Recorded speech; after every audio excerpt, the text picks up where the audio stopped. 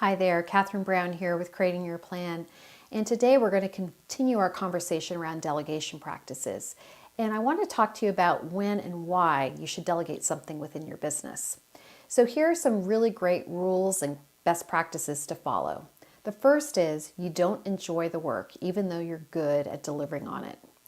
Second one is you actually really dislike it. In fact, it's an activity that ranks so high in your resentment list that you cannot wait to be able to hand it off to another staff member. The third is you're really not good at it. Even though you might be exceptional at many activities within your business, you're probably not good at everything. And the fourth consideration, there are staff members who have the capacity, the skill set, and the desire to do this work. So once you have those four things in mind, the delegation value ladder can be built.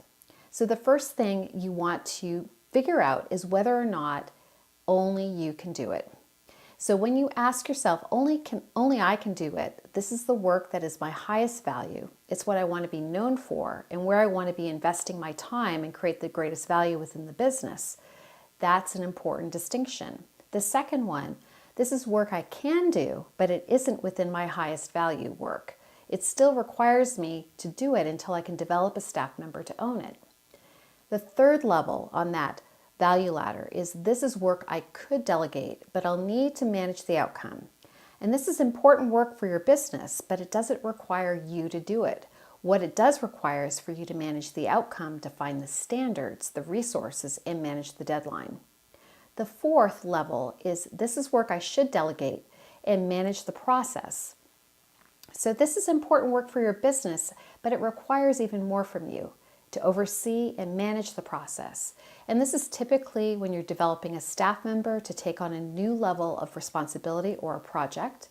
And the goal here is for you to develop the staff member to the point where you're no longer being the one in charge of managing the process or managing the outcome only.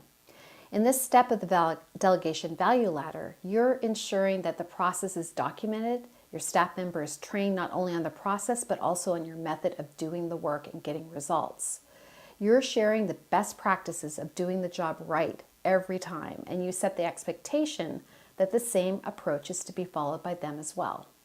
So during this step, you're going to be defining a reporting and review of work in progress schedule so that you can make sure your staff member gets the support and the feedback they need to gain confidence and become exceptional at delivering great results.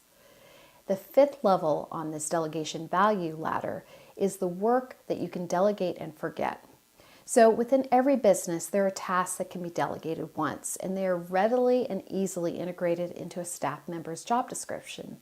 So I want you to think about those tasks that are regularly done within the business. But if they aren't done perfectly, things will continue to function without a hiccup, with no long-term problems within the business.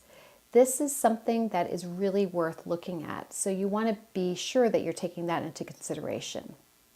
The sixth level of the value ladder is whether or not this is something worth doing, but it isn't time sensitive. Maybe at this point it should be something you add to your idea bank to be reviewed next quarter. And the final level on the value ladder is that this is something that needs to be done not by anyone and especially not by you. It's not a value add to the business for your clients or for your team. So that is one of the things that needs to be immediately removed from that delegation ladder so that you can focus on the other six.